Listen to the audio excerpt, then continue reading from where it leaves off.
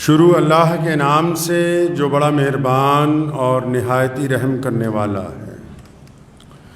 تمام حضرات سورہ فاتحہ اور درود پاک پڑھ لیجئے۔ اعوذ باللہ من الشیطان الرجیم، بسم اللہ الرحمن الرحیم، الحمدللہ رب العالمین، الرحمن الرحیم، مالک یوم الدین، ایاک نعبد و ایاک نستعین، ایاک نعبد و ایاک نستعین، ایاک نعبد وَإِيَّاكَ نَسْتَعِينُ اهْدِنَا الصِّرَاطَ الْمُسْتَقِيمَ صِرَاطَ الَّذِينَ أَنْعَمْتَ عَلَيْهِمْ غَيْرِ الْمَغْضُوبِ عَلَيْهِمْ وَلَا الضَّالِّينَ آمین۔ اللہم صلی علی محمد وعلی آل محمد کما صلیت علی ابراہیم وعلی آل ابراہیم انکا حمید مجید۔ اللہم بارک علی محمد وعلی آل محمد کما بارکتا علی ابراہیم وعلی آل ابراہیم انکا حمید مجید۔ رمضان المبارک کا تیسرا جمعہ ہے، چوتھا جمعہ ہے آج، اور تیسرا عشرہ جو ہے وہ چل رہا ہے۔ تینوں عشروں کی الگ الگ خصوصیات ہیں، رحمت ہے، مغفرت ہے، جہنم سے آزادی ہے، لیکن ان خصوصیات کے درمیان اللہ کے پیارے نبی حضرت محمد رسول اللہ صلی اللہ تعالیٰ علیہ وسلم کی حیات پاک میں جو رمضان کے دن گزرے، نبی علیہ الصلوۃ والسلام کی زندگی میں جتنی مرتبہ رمضان آیا ہے تو وہ وقت کیسا گزرا، وہ دن کیسے تھے، وہ شامیں کیسی تھیں، ان کا جاننا ہر ایک مسلمان کے لیے نہایت ضروری ہے۔ عرف عام میں لوگ صرف یہی سمجھتے ہیں کہ رمضان المبارک میں بہترین سحری کرنا، روزہ رکھنا، افطار کرنا، پھر تراویح پڑھ لینا۔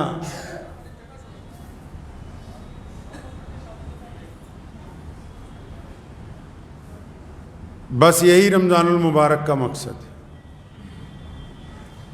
لیکن جب نبی علیہ الصلوۃ والسلام کی سیرت پاک کو پڑھتے ہیں، آپ صلی اللہ علیہ وسلم کے روزے دیکھتے ہیں، تو رمضان المبارک الگ الگ انداز سے پوری انسانیت کی رہنمائی کرتا ہوا نظر آتا ہے۔ یہ جو دن چل رہے ہیں، 21واں روزہ، 22واں، 23واں، ایک تو لیلۃ القدر کے دن ہے، تاک راتوں میں اللہ کے نبی علیہ السلام نے بھی فرمایا، قرآن پاک میں اللہ تعالیٰ نے بھی ذکر فرمایا کہ بھی لیلۃ القدر کو تلاش کریں ان راتوں کے اندر۔ لیکن ان راتوں کے ساتھ ساتھ یہ جو دن چل رہے ہیں، 21واں، 22واں، 23واں، 24واں رمضان المبارک جو ہے، یہ وہ دن ہے کہ جب نبی علیہ الصلوۃ والسلام نے میدان بدر کے بعد پہلے تو 17 رمضان المبارک کو فتح بدر عطا ہوئی، اور پھر چند سال گزرنے کے بعد رمضان المبارک کے تیسرے عشرے میں نبی علیہ الصلوۃ والسلام نے مکہ المکرمہ کو رمضان المبارک میں فتح کیا۔ اس مکہ مکرمہ کو فتح کیا جس کے اوپر کفر کا غلبہ تھا، جس کے اوپر ظلم کا غلبہ تھا، جہاں کفار مکہ کی گنڈا گردی چلتی تھی، جہاں انسانوں کا جینا حرام تھا، جہاں بڑے اور چھوٹے کی تمیز ختم ہو گئی تھی، جہاں چھوا چھوت کا بول بالا تھا، جہاں کسی غریب کو عبادت گاہ میں جانے کی اجازت نہیں تھی۔ نبی علیہ الصلوۃ والسلام نے جو رمضان المبارک جب آیا ان کی زندگی میں، مکہ مکرمہ کو فتح کرنے کے لیے جس مہینے کا انتخاب کیا وہ بھی رمضان المبارک کا مقدس مہینہ ہے، اور معمولی فتح نہیں ہے۔ دنیا میں اکثر لوگ جنگیں کرتے ہیں، الگ الگ ملک، الگ الگ بڑے بڑے جو پرانے بادشاہ گزر گئے، اور آج بھی جس کے پاس زیادہ طاقت ہے،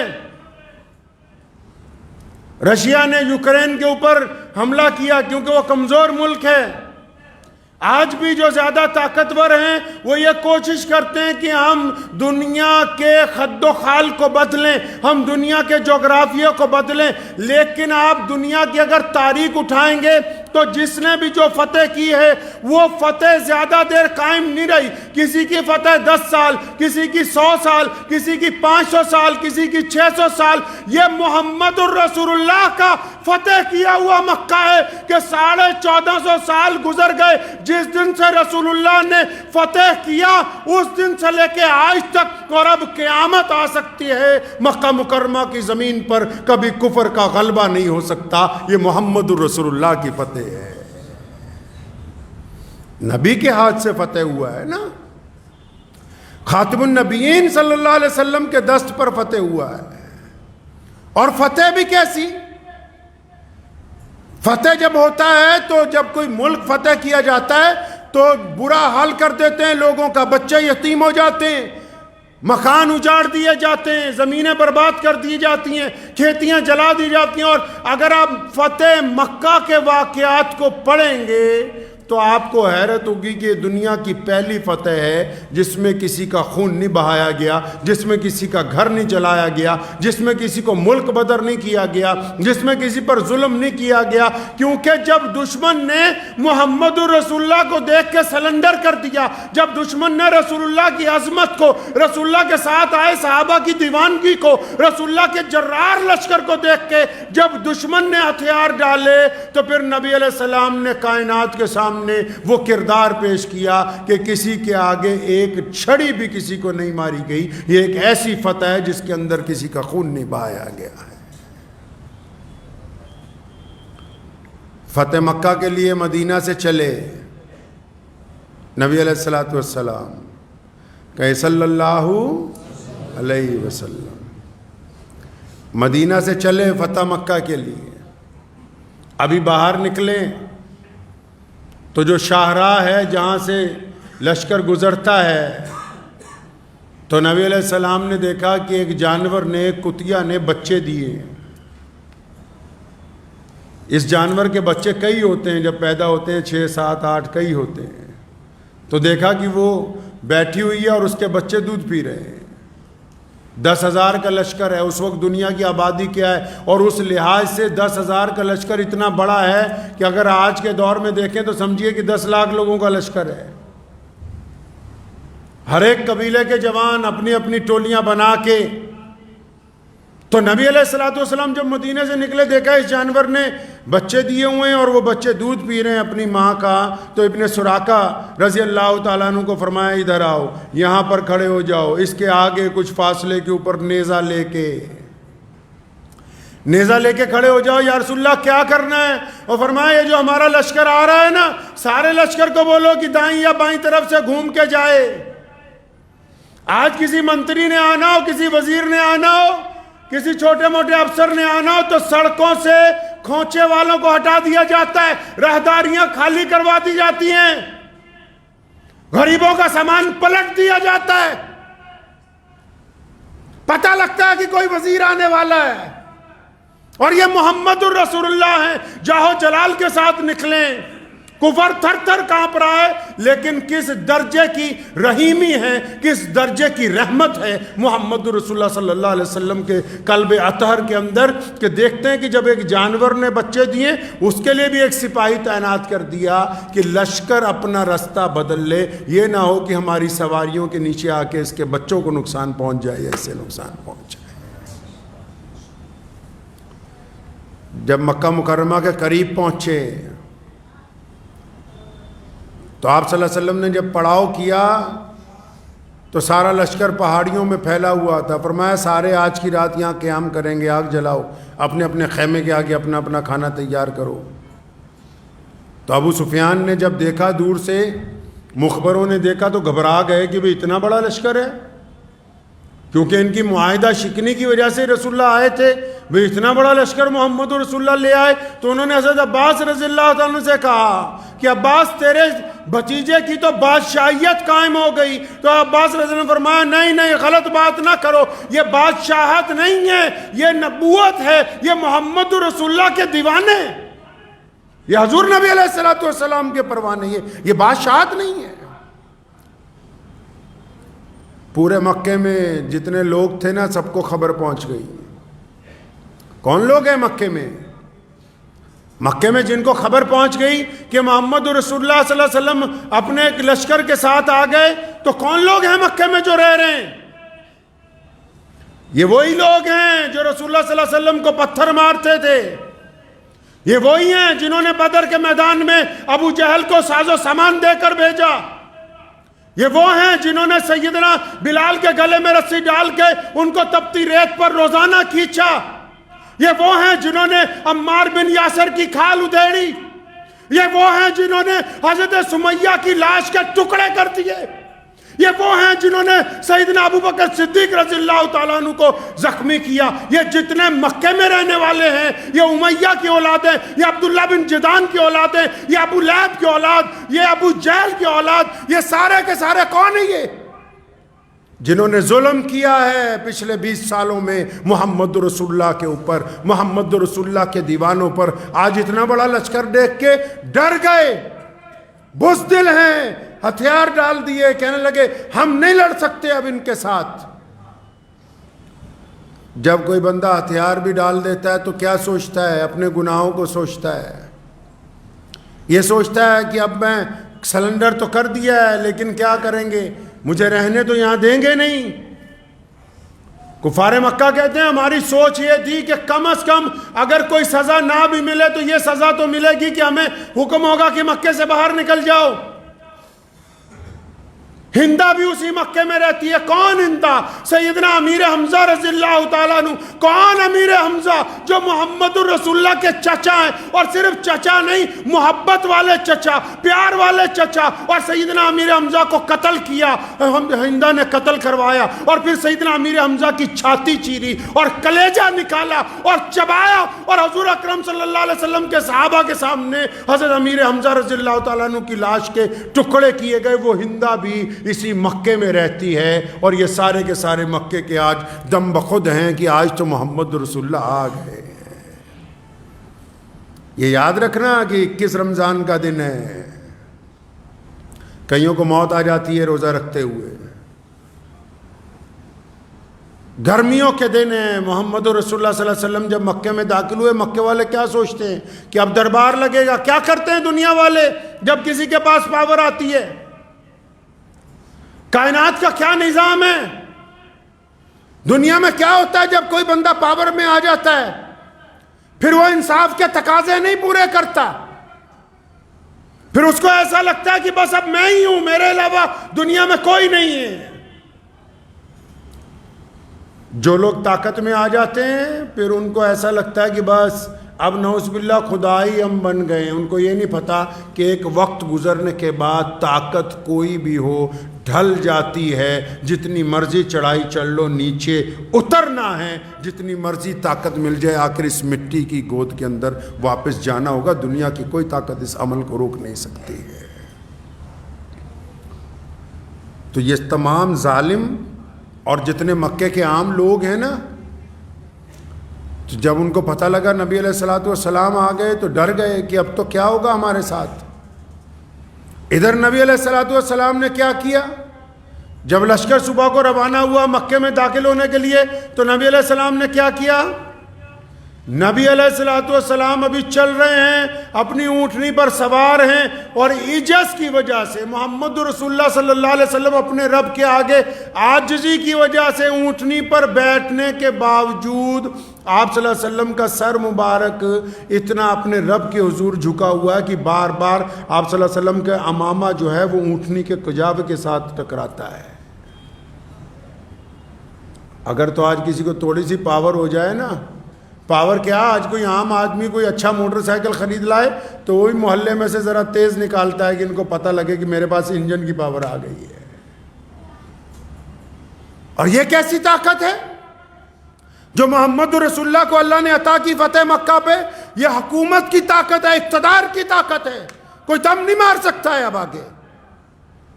اور کون سا مکہ جس کی گلیوں میں رسول اللہ کو مارنے کی کوشش کی گئی، جس کی گلیوں میں رسول اللہ صلی اللہ علیہ وسلم کے نعوذ باللہ قتل کے منصوبے بنائے گئے، جس کی گلیوں میں نبی علیہ السلام کو زخمی کیا گیا، جس کی گلیوں میں نبی علیہ السلام پر پتھر برسائے گئے، جس کی گلیوں میں نبی علیہ السلام کے گلے میں ایک دفعہ کپڑا ڈال کے ابو جہل نے پوری زور لگایا کہ نعوذ باللہ نبی علیہ السلام کا سانس رک جائے، یہ وہی مکہ ہے جس کے اندر سے مجبوراً نبی علیہ السلام کو جانا پڑا۔ اور جس دن گئے تھے نا مکہ چھوڑ کے، چند قدم چلتے ہیں، واپس بیت اللہ کو دیکھتے ہیں، آپ صلی اللہ علیہ وسلم کی آنکھوں میں آنسو آتے ہیں، پھر چند قدم چلتے ہیں، پھر بیت اللہ کو دیکھتے ہیں اور فرمایا کہ اے بیت اللہ، میرا دل نہیں چاہتا تجھے چھوڑ کے جاؤں، میرا نہیں دل چاہتا کہ میں اپنے وطن کو چھوڑوں، میں اپنی مٹی کو چھوڑوں، میں اپنے گھر کو چھوڑ دوں، میں سیدنا آمنہ کے گھر کو چھوڑ دوں، میں حضرت عبداللہ کے گھر کو چھوڑ دوں، میرا دل نہیں چاہتا، لیکن اے بیت اللہ، میری قوم نے،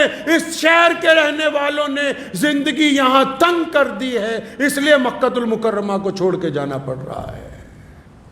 اس مکہ میں جب رسول اللہ داخل ہوئے، صحابہ میں کسی نے نعرہ مارا کہ آج آ گیا ہے بدلے کا دن، آج بدلے کا دن آ گیا، آج حساب لیا جائے گا ابو جہل کی اولاد سے، آج عتبہ کو پوچھیں گے امیہ کہاں ہے، آؤ تمہاری گنڈا گردی دیکھیں۔ ابھی کسی نے یہ نعرہ مارا، نبی علیہ السلام نے منع فرمایا ایسی بات نہیں ہے، آج بدلے کا دن نہیں ہے، آج بدلے کا دن نہیں ہے، آج معافی کا دن ہے، آج درگزر کرنے کا دن ہے، آج معافیاں کرنے کا دن ہے، آج معاف کرنے کا دن ہے۔ اور اعلان کر دیا کہ جس نے اپنے گھر کا دروازہ بند کر لیا اس سے کوئی لڑائی نہیں ہے، جو بیت اللہ میں چلا گیا اس سے کوئی لڑائی نہیں، جو ابو سفیان کے گھر چلا جائے اس سے بھی کوئی لڑائی نہیں، جو کسی طرح کا ہتھیار اٹھا کے اسلامی افواج پہ حملہ نہ کرے اس سے بھی کوئی لڑائی نہیں۔ اعلان کر دیا کہ جو لوگ امن چاہتے ہیں ہم ان کے ساتھ امن کا وتیرہ اختیار کریں گے، جو جنگ چاہتے ہیں ان کے ساتھ جنگ کا وتیرہ اختیار کریں گے۔ یہ پہلی فتح ہے، دنیا حیران ہے، جنہوں نے ظلم کیا تھا وہ بھی حیران ہے۔ نبی علیہ السلام نے سب کو اکٹھا کیا نا، خطبہ دیا، فرمایا تمہارا میرے بارے میں کیا خیال ہے،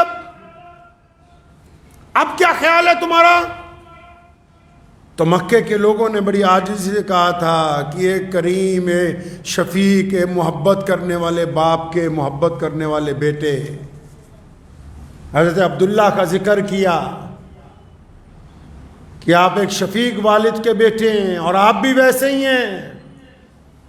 تو نبی علیہ السلام نے فرمایا کہ اب میں معاف کرنے آیا ہوں، کسی سے مکہ مکرمہ کی فتح پر کوئی بدلہ نہیں لیا گیا، سب کو معاف کر دیا نبی علیہ السلام نے، حتیٰ کہ جب ہندہ آئی، کون ہندہ؟ اسلام قبول کرنے کے لیے جب ہندہ آئیں رضی اللہ تعالی عنہا، تو نبی علیہ السلام نے ان کو بھی معاف کر دیا، جبکہ انہوں نے آپ کے محبوب چچا کا قتل بھی کروایا، ان کی چھاتی بھی پھاڑی، کلیجہ نکال کے چبایا بھی، ان کو بھی معاف کر دیا نبی علیہ السلام نے۔ حضرت ہندہ رضی اللہ تعالیٰ عنہ بعد میں اسلام کی بہت بڑی مجاہدہ بنی ہے، یہ جتنے ملک ہیں فارس تک کے، یہ ہندہ اور حضرت اکرمہ رضی اللہ تعالیٰ عنہ کی جد و جہد کا نتیجہ ہے۔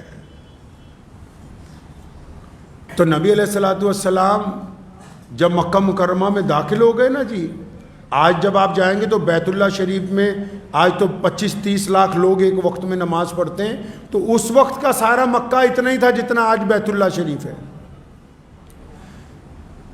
طواف جہاں ہوتا ہے وہ جگہ چھوٹی تھی، تو مورخین لکھتے ہیں کہ نبی علیہ السلام جب 10,000 کے لشکر سے آئے تو چاروں طرف کے مکانات کی چھتیں، پہاڑیاں، درخت اور چاروں طرف کی جگہ پر ہو گئی صحابہ کرام رضی اللہ تعالیٰ اجمعین سے۔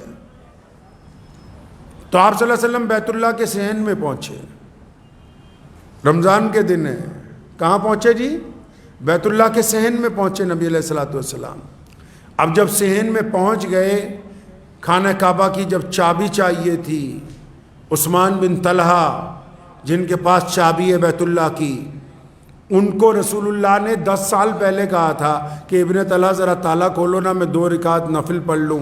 آپ صلی اللہ علیہ وسلم نے ہجرت فرمانی تھی، چاہا کہ 2 رکعت نفل پڑھ لوں، تو نعوذ باللہ آگے سے جواب یہ ملا کہ اگر مکے کا کوئی بچہ بھی آ کے چابی مانگے تو میں دے دوں گا، آپ کو نہیں دوں گا، کیونکہ مکے کا گورنر ابو جہل آپ کا مخالف ہے۔ تو نبی علیہ السلام نے بڑی ہمت کی بات کی، نبی علیہ السلام نے کندھے پہ تھپکی ماری، فرمایا ابن طلحہ ایک وقت آئے گا یہ چابی تجھ سے لے لیں گے ہم۔ ناراض نہیں ہوئے، فرمایا ایک وقت آئے گا ہم یہ چابی تم سے لے لیں گے۔ اور ابن طلحہ کہتے ہیں 10 سال کے عرصے میں بڑی تیاریاں کی کفار مکہ نے، ابو جہل نے بھی بڑی تیاریاں کی، عتبہ بھی ڈینگے ہانکتا تھا، ابو لہب اور اس کے بیٹے بھی بڑی بڑی باتیں کرتے تھے، لیکن کہتے جب بھی میٹنگ ہوتی تھی نا میرے دل میں بار بار رسول اللہ کی یہ بات یاد آ جاتی تھی کہ وہ کالی کملی والے کہہ کے گئے ہیں کہ ابن طلحہ ایک دن آئے گا کہ یہ چابی ہم تجھ سے لے لیں گے۔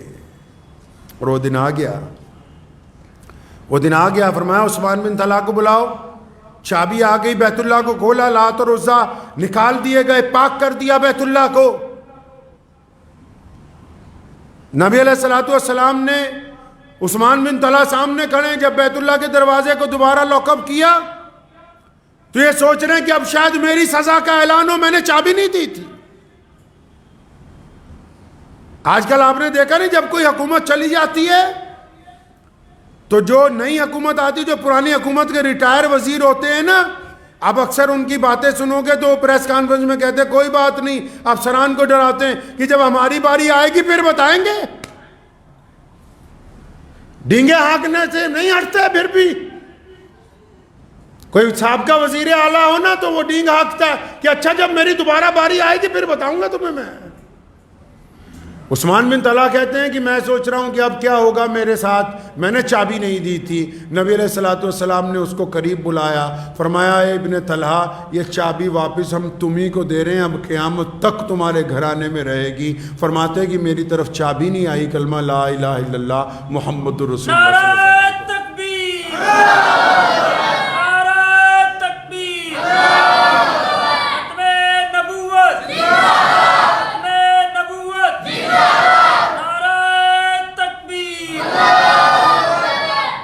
اب نبی علیہ السلام نے جب نماز کا وقت ہو گیا، بیت اللہ کے بیڑے میں روزے رکھے ہوئے ہیں لوگوں نے، بیت اللہ کے صحن میں نماز کا وقت ہو گیا، کون کھڑا ہے صحن میں؟ کون کون کھڑے ہیں صحن میں؟ پیارے نبی محمد رسول اللہ کے دائیں بائیں سیدنا ابو بکر صدیق رضی اللہ تعالیٰ عنہ، سیدنا عمر فاروق رضی اللہ تعالیٰ عنہ، سیدنا عثمان ذی النورین رضی اللہ تعالیٰ عنہ، حضرت مولا علی کرم اللہ وجہ رضی اللہ تعالیٰ عنہ، عباس رضی اللہ تعالیٰ عنہ صلی اللہ علیہ وسلم کے چچا ہیں، ابو عبیدہ بن جراح امین الامت ہیں، خالد بن ولید مسلمانوں کے ہر اول دستے کے جرنیل ہیں، اور بڑے بڑے صحابہ، حضرت ابو سفیان رضی اللہ تعالیٰ عنہ بھی کھڑے ہیں، ابھی مسلمان ہوئے، مکے کے موجودہ گورنر ہیں، سارے کے سارے کھڑے ہیں۔ تو جب نماز کا وقت ہو گیا نا، کئیوں کے دلوں میں یہ بات ہے کہ آج بیت اللہ میں اذان کون دے گا، آج کون دے گا اذان؟ اذان کی جب بات آئی کہ آج کون اذان دے گا تو نبی علیہ السلام نے ادھر ادھر نگاہ دوڑائی تو وہ نظر نہیں آئے جن کو رسول اللہ چاہتے ہیں کہ اذان دے، تو فوراً فرمایا او میرا بلال کہاں ہے؟ بلال کہاں ہے؟ کون بلال؟ کون ہے بلال؟ بلال غلام ہے، بلال حبشی ہے، بلال کالے ہیں، بلال کے پیروں میں جوتی نہیں، بلال کے کپڑے پھٹے ہوئے ہیں، بلال کے ہونٹ موٹے موٹے ہونٹ ہیں، اور بلال نے تو جب بیت اللہ کی چوکھٹ پہ سجدہ کرنا چاہا ابو جہل نے مارا، بلال کو امیہ نے مارا، بلال کو عتبہ نے مارا کہ تیری تو ذات نیچی ہے، تو بیت اللہ میں نہیں جا سکتا۔ جب نبی علیہ السلام نے فرمایا میرے بلال کہاں ہیں، سارے صحابہ سمجھ گئے کہ آج بھی اگر بیت اللہ کی چھت پہ چڑھ کے کسی کو اذان کا حکم ہوگا تو سیدنا بلال کو ہوگا۔ تو ایک صحابی نے، مشورہ دینے والے مخلصین ہر جگہ ہوتے، تو ایک صحابی نے بڑا مخلصانہ مشورہ نبی علیہ السلام کی کان میں دیا، فرمایا یا رسول اللہ آج مکہ فتح ہو گیا، ان کی کمر ٹوٹ گئی ہے قریش کی، برادری واد بہت تھا نا اس وقت، اور آج بھی اگر مسلمانوں میں کسی کو اپنی برادری زیادہ اچھی لگتی ہے تو اپنی خام خیالی دماغ میں سے نکال دے. اگر برادری اچھی لگتی ہے تو پھر اپنی اوقات پہ آ جائے کہ جو میری برادری اس کی اصلیت پہ رہوں گا. محمد رسول اللہ نے برادریوں کی ذات پات کو توڑ کے رکھ دیا اپنی ابتدائی دین کے اندر. تو ایک صحابی نے کان میں کہا یا رسول اللہ آج تو قریش کی کمر ٹوٹ گئی. یعنی یہ سب سے تکڑی برادری اپنے آپ کو سمجھتے ہیں کہ بڑے عزت دار ہیں ہم. یا رسول اللہ ان کی تو کمر ٹوٹ گئی. آج بھی اگر بلال بیت اللہ کی چھت پہ چڑھیں گے, یہ غلام کو چڑھاؤ گے چھت پہ,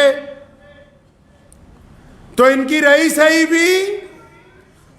سہی بھی ختم ہو جائے گی. ہمارے پاس تو بنو ہاشم میں سے اور قریش کے بڑے بڑے سردار جو مسلمان ہو چکے ہیں پہلے سے, سیدنا ابوبکر صدیق رضی اللہ تعالیٰ عنہ جیسے شہزادے اور عمر بن خطاب رضی اللہ تعالیٰ عنہ جیسے جلیل القدر صحابی موجود ہیں, اور اہل بیت میں سے حضرت علی رضی اللہ تعالیٰ عنہ سامنے کھڑے ہیں. یا رسول اللہ ان کی تو کمر ٹوٹ گئی ہے. آج اگر ایک غلام اوپر چڑھ گیا نا بیت اللہ کی چھت پہ اذان دینے کے لیے تو ان کی رہی سہی بھی ختم ہو جائے گی. بات کان میں کہی گئی تھی, جواب کان میں آنا چاہیے تھا, لیکن قربان جاؤں پیارے رسول اللہ صلی اللہ علیہ وسلم پر. ان کو ڈانٹا, وہ فرمایا کیسی باتیں کرتا ہے. مکے کی گلیوں میں اگر مار کھانی ہو تو بلال کھائے, کسی کے گلے میں رسی ڈال کے کھینچی جائے تو بلال ہو, جنگ بدر میں زخم کھانے ہو تو بلال ہو, اور یہ امیہ اگر کسی کی جان کا دشمن ہو تو وہ سیدنا بلال ہو, اور جن کو میرا نام لینے کی وجہ سے ایک دو دن نہیں کئی سال روزانہ اذیت پہنچائی گئی ہو وہ سیدنا بلال ہو. پھر یہ کیسے ہو سکتا ہے کہ آج بلال کے علاوہ کوئی اور مؤذن رسول بن جائے. فرمایا آج اگر بیت اللہ کی چھت پہ چڑھ کے کوئی اذان دے گا تو میرا بلال دے گا. سیدنا بلال رضی اللہ تعالیٰ بھاگے بھاگے آئے. لکھتے ہیں کہ میں نے جب اپنا نام سنا مجھے آگے بلایا جا رہا ہے تو گھبرا گیا. فرمایا میں تو غلام ہوں, آگے بڑے بڑے شہزادے کھڑے ہیں, غلاموں کی کیا ضرورت پڑ گئی. جب قریب آیا نبی علیہ السلام نے فرمایا بلال آج بیت اللہ کی چھت پہ اذان آپ دیں گے. حکم جب ہو گیا تو فرماتے جب میں نے منڈیر پکڑی نا بیت اللہ کی اوپر چڑھنے کے لیے, فرماتے میرے جسم پر رضا طاری ہو گیا, لرزہ طاری ہو گیا, رونے لگا. بلال یار تو غلام آدمی ہے, بلال غلام ہے یار, تجھے تو مکے میں صبح شام لوگ مارتے تھے, کالا ہے, حبشی ہے, یہ کیا کر دیا, ایسا کون سا کام کیا بلال کہ آج یہ دیکھو سارے چودھری نیچے کھڑے ہیں, آج تم بیت اللہ کی چھت پہ چڑھ رہے ہو. بلال کیا ایسا کیا ہے تم نے. تھے نا محمد رسول اللہ کے تربیت یافتہ. فوراً سیدنا بلال نے اپنے دل کو کہا, فوراً جب رو رہے تھے, جب یہ سوال آیا نا دل میں کہ بلال ایسا کیا کیا, پیارے نبی علیہ السلام کی طرف دیکھا اور اپنے آپ کو کہتے ہیں بلال یہ جو کالی کملی والے سے تیری محبت ہے نا,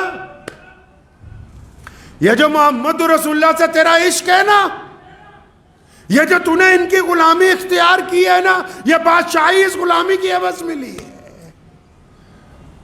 یہ اس لیے ملا ہے یہ درجہ کیونکہ تو محمد رسول اللہ سے پیار کرتا ہے. فرمایا جب میں بیت اللہ کی چھت پہ چڑھ گیا نا, بیت اللہ کی چھت پہ چڑھ کے بلال رضی اللہ عنہ نے وہ کام کیا ہے, قربان جاؤں وہ کام کیا ہے کہ رہتی دنیا تک کفر کی اور شرک کرنے والوں کی اور اس کے علاوہ منکرین ختم نبوت کی رگ کاٹ کے رکھ دی جو بیت اللہ کی چھت پہ چڑھ کے بلال نے کام کر دیا. جب چھت پہ چڑھے نا بیت اللہ کی, اللہ کرے آپ سب لوگ بیت اللہ کو دیکھ کے آئے انشاءاللہ تعالی.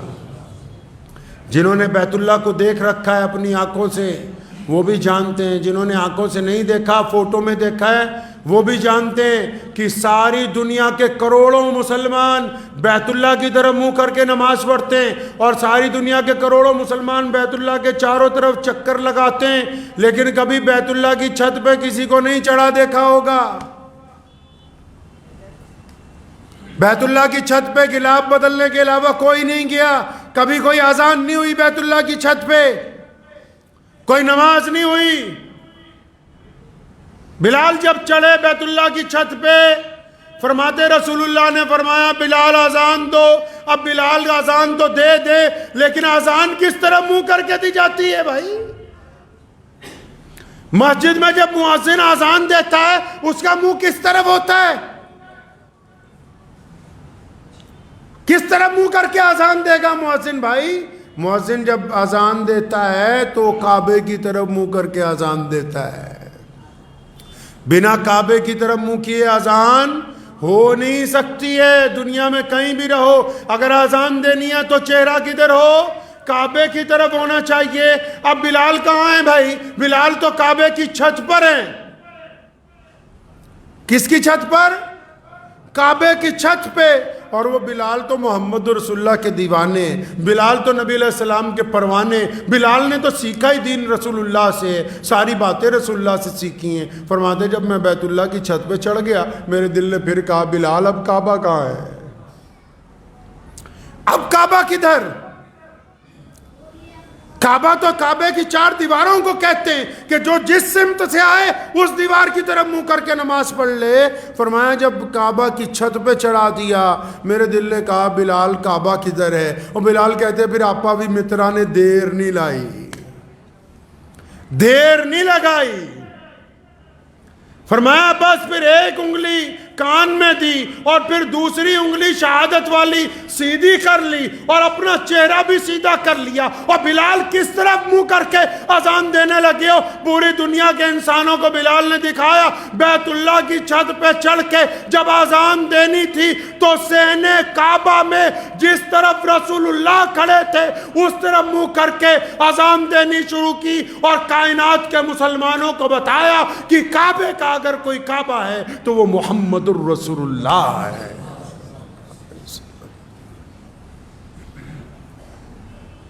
کعبے کا کعبہ محمد الرسول اللہ۔ اور پھر کیا کر دیا بلال نے؟ اگلا کام، رسول اللہ طواف کرنے لگے، رسول اللہ طواف کرنے لگے۔ بلال اذان دینی جب شروع کی، رسول اللہ سامنے، اب بلال نے کہا اللہ اکبر اللہ اکبر۔ رسول اللہ کے دل میں آیا اللہ ڈالنے والے ہیں، رسول اللہ طواف کرنے لگے۔ اب جب بلال نے دیکھا کہ کعبے کا کعبہ طواف کر رہا ہے تو جب بلال اذان دیتے رسول اللہ چلتے، تو بلال بھی اذان دیتا دیتا گھومتا ہے اور پوری دنیا کے مسلمانوں کو یہ پیغام دیتا کہ مسلمانوں جدھر رسول اللہ جائیں گے تم ادھر ہی جانا۔ اگر رسول اللہ ہے تو بیت اللہ ہے، اگر رسول اللہ کو کوئی نہیں مانتا تو پھر بیت اللہ کی کوئی اہمیت نہیں ہے۔ رسول اللہ ہے تو ہم ہیں۔ مرزا غلام قادیانی جیسے بدترین جھوٹی نبوت کے انگریز کے پٹھو جب 1882 میں قادیان پنجاب سے پیدا ہوئے تو ان کا جواب بلال رضی اللہ تعالیٰ عنہ دے چکے تھے پہلے۔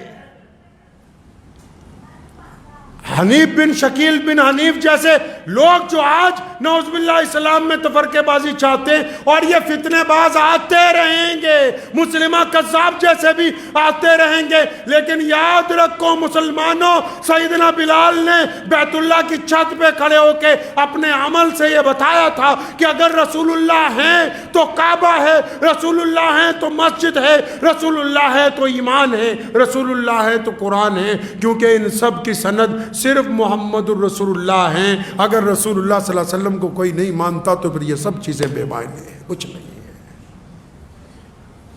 اس لیے یاد رکھو کہ ختم نبوت صلی اللہ علیہ وسلم کے معاملے میں نعوذ باللہ اگر کوئی یہ آ کے کہہ دے آپ سے، اگر کوئی اتنی سی بات کہہ دے کہ حضور اکرم صلی اللہ علیہ وسلم آخری نبی ہے یا نہیں، اس پہ میں تم سے ٹاک کرنا چاہتا ہوں۔ جو بندہ صرف اتنی سن لے اور سنانے والے کے چہرے پہ چپت رسید نہ کرے، جو صرف اتنی سن لے کہ سامنے والا نعوذ باللہ حضور صلی اللہ علیہ وسلم کی ختم نبوت کو چیلنج کرتا ہے اور چپ ہو جائے، وہ جتنی مرضی نمازیں پڑھ لے، روزے رکھے، حج کرے، زکاتیں دے، وہ سب کچھ ہو سکتا ہے، وہ ایمان والا مسلمان ہو نہیں سکتا۔ جس نے رسول اللہ کی عظمت کے ساتھ سودا کر لیا وہ سب سے بڑا بے ایمان ہوگا، چاہے وہ کسی بھی ذات اور برادری کے ساتھ تعلق رکھتا ہو۔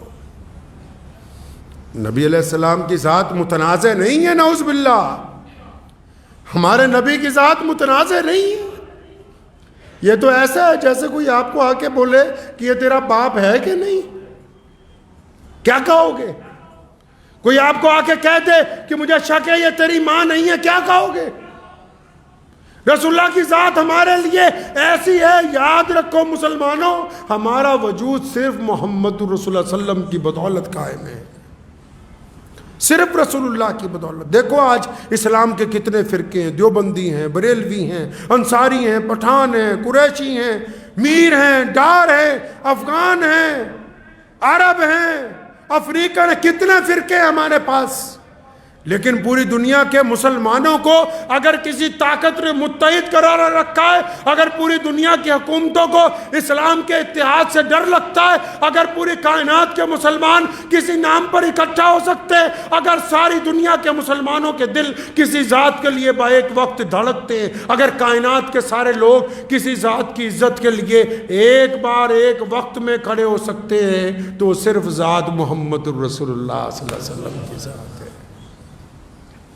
اس لیے یاد رکھو کہ اگر کوئی آ کے نعوذ باللہ، کئی لبرل مولوی ہیں، ایک مولوی میرے پاس لبرل آیا، اللہ تعالیٰ اسے ہدایت دے، تو مجھے ایک دن کہنے لگا کہ حضرت میں قادیان ہو کے آیا ہوں۔ میں کہا اٹھو، یہ چائے مت پیو، وہ دروازہ ہے، باہر نکلو، دفع ہو جاؤ۔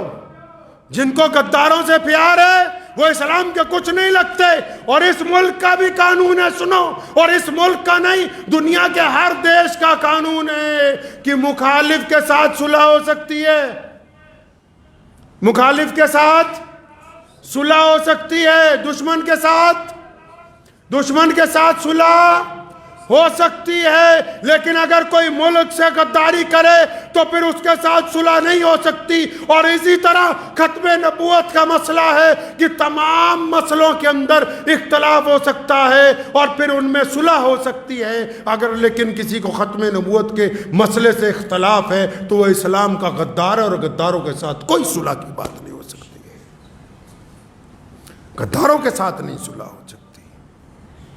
تو سیدنا بلال رضی اللہ تعالیٰ عنہ نے یہ بتا دیا قیامت تک کے مسلمانوں کو، قرآن میں تو اعلان آیا پہلے ہی کہ محمد رسول اللہ خاتم النبیین ہیں۔ اب جب نبی علیہ الصلوۃ والسلام نے بیت اللہ میں اذان بھی ہو گئی، نماز بھی ہو گئی، عدالت بھی لگ گئی، اب جو آ رہا ہے نبی علیہ السلام معافی کا اعلان کر رہے ہیں، عدالت بھی جب نپٹ گئی، تو سیدنا عباس رضی اللہ تعالیٰ عنہ نبی علیہ السلام کے چچا ہیں، انہوں نے اللہ کے نبی سے کہا یا رسول اللہ چلیں، آج ہمارے گھر پہ قیام ہوگا، مکہ مکرمہ میں آج ہمارے گھر پہ قیام ہوگا۔ تو نبی علیہ السلام نے عباس رضی اللہ تعالیٰ عنہ کو منع کر دیا، فرمایا نہیں چچا آج آپ کے گھر نہیں جانا ہے۔ کہاں گئے محمد رسول اللہ فتح مکہ کی اس رات کو، جس دن مکہ فتح ہوا، کہاں گئے رسول اللہ صلی اللہ علیہ وسلم؟ پتہ ہے مسلمانوں، یہ تو پتہ ہے کہ صبح نہاری کھائی جائے گی کہ بریانی کھائی جائے گی، اتنا پتہ ہے کہ آپس میں بحث کرنی ہے کہ رفع دین ہوگی کہ نہیں ہوگی، اتنا پتہ ہے کہ ایک دوسرے کے خلاف تنقید کرنی ہے کہ کیسے تم نماز پڑھتے ہو کیسے نہیں پڑھتے، اتنا پتہ ہے کہ مسجدوں میں ایک دوسرے کی بے عزتی کرنی ہے، اتنا نہیں پتہ کہ رسول اللہ نے رمضان المبارک کے مقدس تیسرے عشرے میں مکے کو فتح کیا، اور فتح مکے کے بعد اس رات محمد رسول اللہ نے کس گھر میں قیام کیا ہے، کہاں رہے رسول اللہ صلی اللہ علیہ وسلم اس رات؟ کچھ پتہ نہیں، کہ فرصت نہیں ملی رسول اللہ صلی اللہ علیہ وسلم کو پڑھنے کی۔ یاد رکھو اگر رسول اللہ صلی اللہ علیہ وسلم کو نہیں جانیں گے نا تو پھر دنیا ہمیں اس طرح نوچ نوچ کے کھائے گی جس طرح کتے کسی گوشت کو نوچ کے کھاتے ہیں، اگر رسول اللہ صلی اللہ علیہ وسلم کو نہیں اپنے پاس رکھو گے، اگر یہ دامن چھٹ گیا ہاتھ میں سے۔ اس رات نبی علیہ السلام کو بڑے بڑے لوگوں نے کہا 10,000 کا لشکر ہے، ہزاروں لوگ ساتھ میں ہیں، خیمے لگے ہوئے ہیں، نبی علیہ السلام کی قیام گاہ بھی بنی ہوئی ہے، اور بڑے بڑے صحابہ کے گھر خود مکہ مکرمہ میں ہیں، 10 سال بعد اپنے شہر میں واپس آئے۔ سب نے کہا یا رسول اللہ ہماری کوٹھی پر تے آج کل بھی جڑے پیر ہوندے ہیں بابے ہوندے ہیں تھوڑے، اچھے مولوی جن کو لاتے ہو ڈھونڈ ڈھونڈ کے ہزاروں روپے تقریریں کرانے کے دیتے ہو، وہ کہاں ٹھہرنا چاہتے ہیں؟ کسی غریب کی کٹیا میں؟ تو یار امیر صاحب کوئی بڑھیا تکڑا مسلمان ہو، جس کے گھر میں بڑھیا اے سی ویسی لگے ہوئے ہوں، اچھا سرمایہ دار ہو، آرام دہ کمرے ہوں جس کے۔ ہمارے تو پیر صاحب کے سامنے کھیر کی کٹوری لیٹ آ جائے، پہلے دوسروں کو دے دو تب بھی مسئلہ ہو جائے گا، تمہیں عزت ہی نہیں پڑو گی، تمہیں پتہ ہی نہیں۔ تو نبی علیہ السلام جب اس رات کو مکہ مکرمہ میں، حضرت عباس نے فرمایا نا ہمارے ہاں چلے، تو نبی علیہ السلام نے منع فرمایا، اپنی سواری کو ایڑی لگائی، چل پڑے، نکلے وہاں سے۔ اب مکے میں ایک گھر ہے، ایک عورت رہتی ہے، اس کا نام ام ہانی ہے، ابو طالب کی بیٹی ہے، نبی علیہ السلام کی چچا زاد بہن ہے، غریب ہے، ٹوٹا ہوا گھر ہے اس کا۔ آدمی اس لیے چھوڑ کے چلا گیا کہ تو رسول اللہ کے دین پر کیوں چلی گئی؟ غربت میں زندگی گزار رہی ہے بچوں کے ساتھ۔ اب جس در نبی علیہ السلام مکے میں آئے، سارے گھر گھر میں اطلاع پہنچ گئی، اس گھر میں بھی خبر پہنچی ہوئی ہے کہ رسول اللہ آ گئے، آج مکے میں ان کی سرکار بن گئی۔ اب نبی علیہ السلام نے جب ادھر کا ارادہ کیا تو ادھر گھر میں کیا حالت ہے؟ اب بچوں کو جب وہ اپنے بھائی محمد صلی اللہ علیہ وسلم کے قصے سنا رہی ہیں کہ ہم نے بچپن اکٹھے گزارا ہے، وہ ہمارے گھر رہتے تھے، ہم نے اکٹھے وقت گزارا ہے، ہمارے ابا کو ان سے بڑا پیار تھا، وہ بڑی عظمت والے ہیں، وہ بچپن سے بڑی حیا والے ہیں۔ اب جب بچوں کو قصے سنا رہی ہے تو بچے، جو چھوٹا بچہ ہے اس نے کہا، بچے سوال بہت کرتے ہیں نا، اچانک بچے سوال بہت کرتے ہیں، تو ایک چھوٹے بچے نے سوال کیا، اماں آپ بار بار کہتی رہتی ہو کہ محمد صلی اللہ علیہ وسلم آپ کے بھائی ہیں، اگر یہ آپ کے بھائی ہیں تو پھر کیا ماموں ہمارے گھر نہیں آئیں گے، ہمارے یہاں نہیں آئیں گے؟ ام ہانی رضی اللہ عنہ فرماتی ہیں کہ میں بچے کی بات کا جواب نہیں دے سکی، میرے دل میں اندر سے رونا آیا اور میرے دل میں خیال آیا کہ نبی علیہ السلام تو آج بہت زیادہ مصروف ہوں گے، اتنا بڑا لشکر ہے، اتنا بڑے لوگ ہیں، بیت اللہ کی فتح ہوئی، سارے معاملات دیکھنے، شہر کے معاملات، جنگ کے معاملات، ڈیفینس کے معاملات، سول کے معاملات، نبی علیہ السلام کے پاس تو اتنے لوگ ہوں گے، اتنے مقدمات ہیں، اب ان کو کیا یاد ہوگا کہ ایک غریب بہن مکے میں رہتی ہے؟ تو فرماتی ہیں کہ میں اپنے بچوں کو ویسے ہی دلاسا دیا کہ ہاں بیٹا ہاں آئیں گے، تو دروازے پہ کسی نے دستک دی، تو فرماتی کیونکہ میں غم میں تھی نا تو میں نے ذرا زور سے آواز سے پوچھا کون ہے دروازے پر؟ بے اس رات کے پہلے پہر کون آ گیا؟ عشاء کی نماز کے بعد کون ہے یہ دروازے پر؟ ہمارا تو کوئی مکے میں پرسان حال نہیں ہے، بچوں کا باپ چھوڑ کے چلا گیا کہ مسلمان کیوں ہو گئی، کوئی پرسان حال نہیں ہے، کون آ گیا اس وقت رات کو؟ فرمایا جب دستک ہوئی میں نے سوال کیا تو ادھر سے آواز آئی کہ ہانی دروازہ کھولو نا، میں تمہارا بھائی محمد الرسول اللہ۔ نبی علیہ السلام اس رات اپنی اس غریب بہن کے گھر،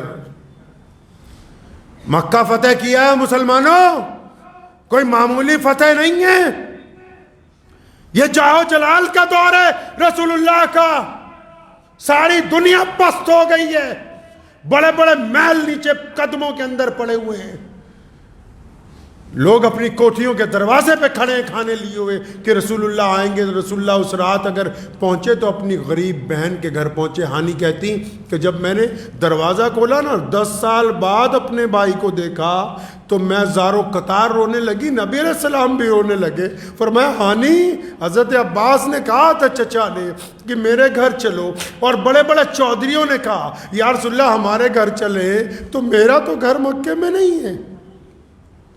فرمایا میرا کوئی مکے میں گھر نہیں، لیکن میرے دل میں آیا کہ میری بہن تو مکے میں رہتی، تو میں اپنی بہن کے گھر کیوں نہ جاؤں؟ حضرت ام ہانی رضی اللہ تعالیٰ عنہ حیران ہے، ہو سکتا ہے کوئی ملک کا بہت بڑا مملکت کا صدر بن جائے، کوئی آج کوئی وزیر بن جائے، کوئی بڑا افسر بن جائے اور جیتنے کے بعد اپنی کسی غریب بہن کے دروازے پہ پہنچ جائے، اپنے کسی غریب کے دوست کے دروازے پہ پہنچ جائے رات کو؟ نبی علیہ السلام کی فتح مکہ نے دنیا کو جینے کا ڈھنگ دیا ہے، بتایا کہ جیتے کیسے ہیں، زندگی کس کو کہتے ہیں۔ آپ صلی اللہ علیہ وسلم اپنی بہن کو دیکھ کے بہت آپ صلی اللہ علیہ وسلم کی آنکھوں میں آنسو آئے۔ ابھی مکے کے لوگوں نے اتنا ظلم کیا کہ بھائی بہن سب چھٹ گئے، اندر تشریف لے گئے۔ فرمایا میرے دل میں ایک اور بات تھی ہانی، میں نے یہ سوچا کسی چودھری کے گھر جائیں گے، کسی سردار کے گھر جائیں گے، بڑا تکلف رہے گا، میں نے سوچا اپنی بہن کے گھر جاؤں گا نا تو کوئی تکلف نہیں ہوگا، جہاں دل چاہے گا بیٹھیں گے، جیسے دل چاہے گا باتیں کریں گے، اپنے گھر تو کوئی تکلف نہیں ہوتا۔ نبی علیہ السلام نے فوراً فرمایا ہانی کچھ کھانے کو لاؤ، بڑی بھوک لگی، آج سارا دن تو بڑی مصروفیت کا دن تھا نا، آج مکہ فتح کیا، بیت اللہ کو پاک کروایا لات اور عزا سے، نمازیں پڑھائیں، قیدیوں کو معاف کیا، مکے کی حکومت کو سیٹلمنٹ دی، آج تو بڑا مصروفیت کا دن تھا، کچھ کھانے کو لاؤ۔ ام ہانی روتی اٹھیں، فرمایا یا رسول اللہ ایک باسی روٹی ہے گھر میں، ایک باسی روٹی۔ ہمارے تو نخرے مان نہیں، خدا کی قسم ہمارے نخرے نہیں مان۔ ہم جب دسترخوان پہ بیٹھتے ہیں نا، ہمیں ان سبزیوں کو دیکھ کے، کبھی ان 4-5 کھانوں کو دیکھ کے دل میں خیال آیا کہ رسول اللہ صلی اللہ علیہ وسلم کے سامنے کتنی طرح کا سالن رکھا گیا ہے؟ آیا کبھی دل میں خیال؟ نبی علیہ السلام کا ایک قاعدہ تھا کہ آپ صلی اللہ علیہ وسلم باسی کھانا نہیں کھاتے تھے۔ ایک مرتبہ کھایا ام ہانی کے گھر اس دن رات کو، فرمایا یا رسول اللہ باسی روٹی ہے، لے آئی، پانی سے دھوئی، نرم کیا روٹی کو۔ دو جہاں کے مالک ہیں محمد رسول اللہ صلی اللہ علیہ وسلم۔ اور آپ کو ایک تاریخی بات بتا دوں، دل پہ لکھ کے لے جائیے، یہ جو فکر و فاقہ رسول اللہ نے کاٹا ہے، یہ جو رسول اللہ نے غریبی دیکھی ہے، یہ اختیاری تھی، سمجھتے ہو خود مانگ کے لی ہے، یہ ویسے نہیں تھی۔ وہ چاہتے تو ان کے مصلے کے نیچے خزانے پڑے رہتے تھے، وہ چاہتے تو احد پہاڑ کو سونے کا بنا دیا جاتا، یہ اختیاری تھی۔ نبی علیہ السلام نے پسند فرمائی، فرمایا میں غریبوں کے ساتھ رہنا چاہتا ہوں، یہ غیر اختیاری نہیں تھی۔ تو نبی علیہ السلام کو جب وہ باسی روٹی پیش کی گئی نا، تو نبی علیہ السلام نے پتہ ہے کچھ نہیں، پھر بھی اپنی بہن کو کہا، فرمایا ہانی تجھے تو پتہ ہے میں بنا سالن کے کھانا نہیں کھاتا، کوئی سالن والن بھی ہو۔ ہانی روئے رہی ہیں، فرمایا یا رسول اللہ تھوڑا سا سرکہ ہے، سرکہ پڑا ایک برتن میں تھوڑا سا، آپ کہیں تو میں لاؤں؟ فرمایا ہاں سرکہ تو بہت اچھا سالن ہے، وہی لاؤ۔ تو نبی علیہ السلام نے سرکے کے ساتھ اس رات ایک باسی روٹی حضرت ام ہانی رضی اللہ تعالیٰ عنہ کے گھر پہ کھائی۔ آپ صلی اللہ علیہ وسلم کے اس گھر میں جانے کے وقت جو اصل بات آپ کو بتانی ہے اس کو سنیے دل تھام کے، اور پھر اپنی زندگی کا تجزیہ بھی کیجئے گا۔ اگر کوئی بندہ جماعت میں چلا جائے، چلہ لگا کے واپس آئے، تو اپنے گھر والوں کو کیا کہے گا؟ کہ کوئی بچہ مدرسے میں پڑھتا ہو، دارالحدیث میں پڑھ کے آ جائے، حافظ بن کے آ جائے، یہ جو جماعت سے آئے گا نا، اس نے کہنا ہے اپنی اماں کو، اماں نماز پڑھا کر۔ اگر کوئی مدرسے سے آ جائے نا کہ بہن کو سر پر وٹا رکھا کر۔ اگر کوئی افسر لگ جائے،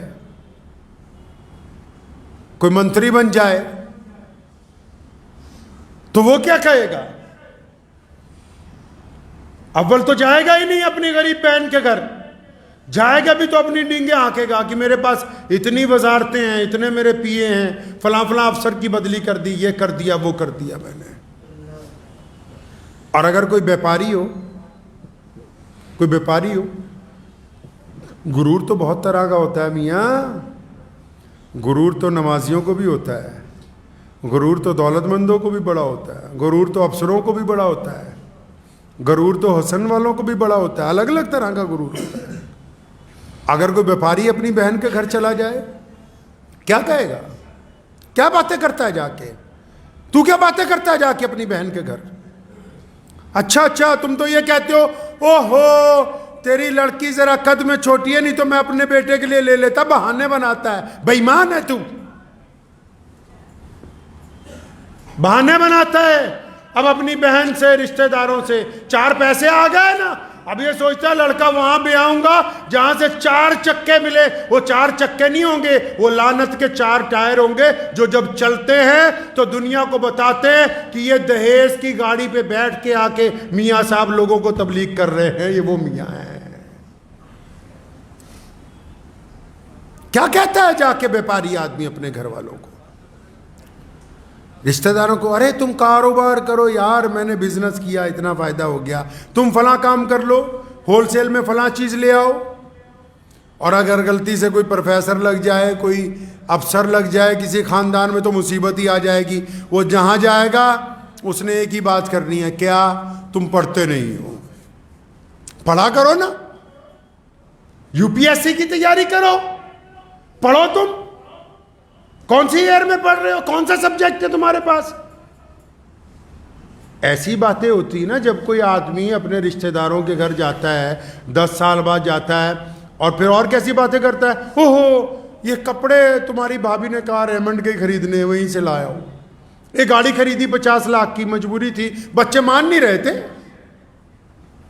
اپنی ڈینگیں ہانکتا ہے، جن میں خود کوئی خاصیت نہیں ہوتی۔ لوگ چاہتے ہیں کہ ہمارے مکان کی تعریف ہو، ہمارے کپڑوں کی تعریف ہو، ہمارے کاروبار کی تعریف ہو۔ آؤ اس رات دیکھتے ہیں کہ نبی علیہ السلام نے اپنی بہن کو کیا کہا۔ تو نبی ہیں، ان کے پاس تو سارا دین ہے، بہن کو ایک آدھی دعا بتا دیتے، خزانے مل جاتے۔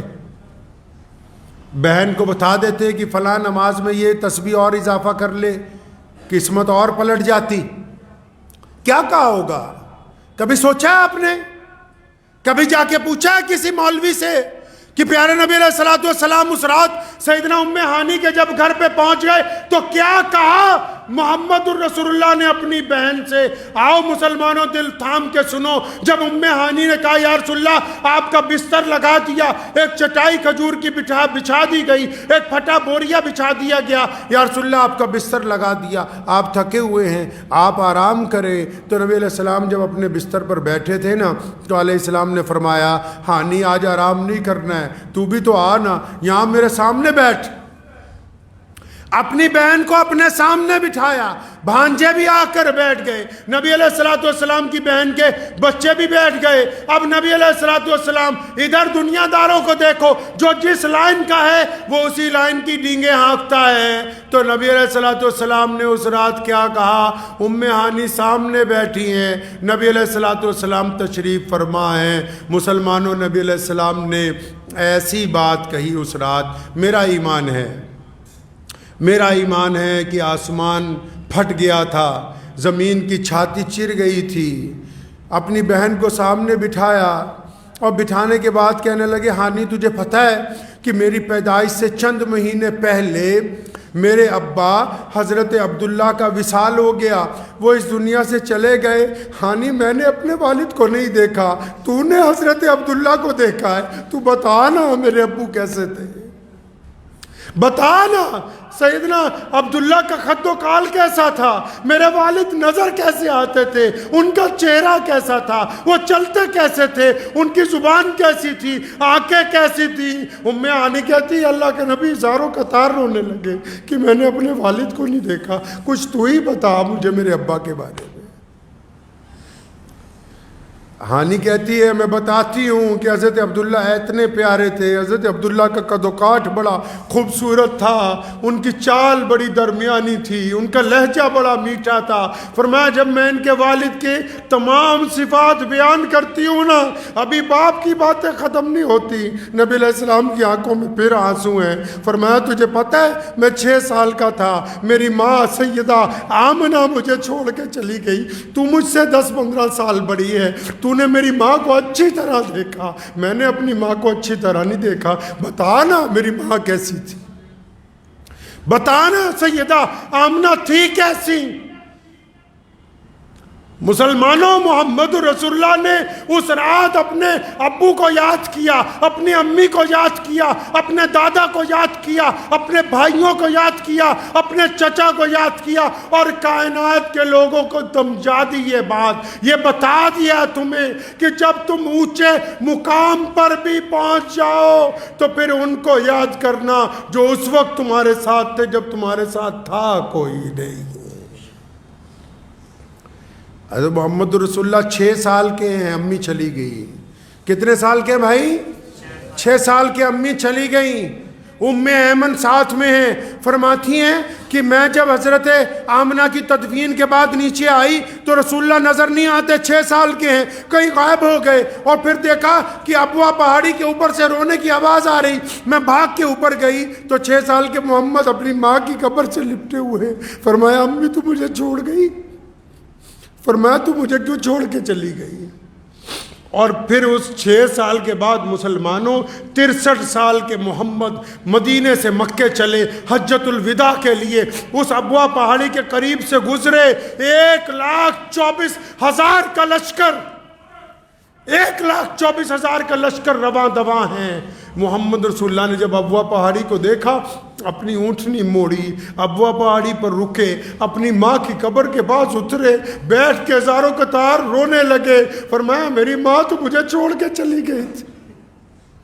63 سال کے محمد پھر بچوں کی طرح روتے، 1,24,000 کا لشکر رک گیا، حیران ہے، پریشان ہے، ہزاروں قطار لوگ رو رہے ہیں۔ نبی علیہ السلام نے یہ دونوں گھٹنے اٹھائے، سر اس میں رکھا، اپنی ماں کی قبر پہ ہاتھ پھیرا، فرمایا اماں تو مجھے چھوڑ کے نہیں چلی گئی۔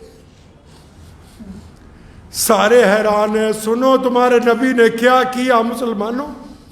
نبی علیہ السلام نے یہ کیا، جب بہت دیر ہو گئی روتے روتے نا، جب 63 سال کے تھے، جب ابوا پہاڑی پر رکے تو سیدنا ابو بکر نے ایک بار پھر آ کے جب ڈالی، یا رسول اللہ بس کیجئے، یا رسول اللہ آگے مکے میں لوگ انتظار کرتے ہیں۔ ارے قربان جاؤں محمد صلی اللہ علیہ وسلم پر تاریخی بات کہی سیدنا ابو بکر پہ۔ فرمایا ابو بکر آج میں نہیں جاؤں گا، آج کی رات یہیں ابوا پہاڑی پر اپنی ماں کی قبر کے پاس بستر لگا کے رہوں گا، آج میں اپنی ماں کے پاس نہیں جاتا۔ میں یہ رسول اللہ کا دین ہے مسلمانوں، یہ رسول اللہ کا دین ہے۔ انہوں نے ہمیں سمجھایا ہے کہ حکومت میں رشتے کیسے نبھانے، انصاف کر کے، معاف کر کے، رشتہ داریوں میں رشتے کیسے نبھانے، ان کو اپنا وقت دے کے ماں باپ سے کیسے رشتے نبھانے، ان کے لیے اپنا وقت قربان کر کے جو چلے گئے ان سے رشتے کیسے نبھانے، ان کو یاد کر کے رسول اللہ نے قدم قدم پہ مسلمانوں اپنے کردار سے ہمیں تربیت دی ہے۔ اگر اب بھی مسلمانوں کو دین سمجھ نہیں آئے گا تو کوئی فتویٰ، کوئی مسئلہ ان کو دین سمجھا نہیں سکتا ہے۔ یہ آج کے دن کے واقعات ہیں، رمضان کے، اس عشرے کے، آخری عشرے کے۔ تو دعا کیجئے کہ ہمیں نبی علیہ الصلوۃ والسلام کی اس زندگی سے اللہ سیکھنے کی توفیق عطا فرمائے، اللہ ہمیں اپنی زندگی میں جھانکنے کی توفیق دے، اپنی زندگی میں جھانکنے کی توفیق دے۔ اور جاتے جاتے اتنا ضرور کہوں گا کہ یہ رمضان کا مہینہ ہے، فراخی کے ساتھ لوگوں کو دیجئے، لیکن اس کے ساتھ ساتھ، دینے کے ساتھ ساتھ، جو غریب لوگ دکانوں کے باہر سڑکوں پہ کھڑے سامان بیچ رہے ہیں، یہ کوٹھیاں بنانے کے لیے نہیں بیچ رہے۔ یہ جو غریب کوئی آدمی کوئی جرابے لے کے، کوئی غبارے لے کے کوئی چند پھل کے ٹکڑے لے کے سڑکوں پر کھڑے ہیں نا پوری دنیا میں، یہ بڑے بڑے شو روموں کے مالکوں کی طرح کوٹھیاں بنانے کے لیے نہیں کھڑے ہیں، یہ 2 وقت عزت کی روٹی چاہتے ہیں، ورنہ یہ بھی چور بن جاتے ہیں۔ تو جب ایسے غریبوں کو دیکھو تو صلہ رحمی سے ان سے سامان خرید لو، تاکہ ان کا بھی ایک دن کا کم از کم گزارا ہو جائے، آپ کو بھی اللہ کریم اپنا محبوب بندہ بنا لے۔ رمضان صلہ رحمی کا نام ہے، رمضان محبتوں کا نام ہے، رمضان عقیدتوں کا نام ہے۔ خدا کی قسم اگر اب بھی ماں باپ کسی کے ناراض ہیں، پیر پڑ جاؤ، جا کے ان کے پیر پڑ جاؤ، جب تک راضی نہ ہو سر نہ اٹھاؤ، پیر پڑ جائیے ان کے، اور جو ناراض ہیں ان کو منائیے۔ جو پرانے دوست اس انتظار میں ہے نا کہ ایک دفعہ تمہارا فون آئے گا، اور اگر کسی کو یہ مان ہے کہ تمہارے گھر سے کچھ آئے گا اس کی عزت بڑھ جائے گی، تو اس کا مان ٹوٹنے نہ دو۔ مذہب کی اینک لگا کے کبھی غریب کو نہ دیکھنا، اور مذہب کی اینک لگا کے کبھی انصاف نہ کرنا، کیونکہ محمد رسول اللہ کا حکم ہے کہ ہم دنیا کو عزتیں بانٹنے آئے ہیں، ہم دنیا کو محبتیں بانٹنے آئے ہیں، ہم دنیا کے اندر نفرت کا پیغام لے کر نہیں آئے ہیں۔ تو دعا کیجئے کہ اللہ تبارک و تعالیٰ یہ جو محمد رسول اللہ صلی اللہ علیہ وسلم کے ہم نے واقعات آج سنے ہیں، اللہ تعالیٰ ان کو ہمیں اپنی زندگی میں ڈالنے کی توفیق عطا فرمائے۔ وآخر دعوانا ان الحمد للہ رب العالمین۔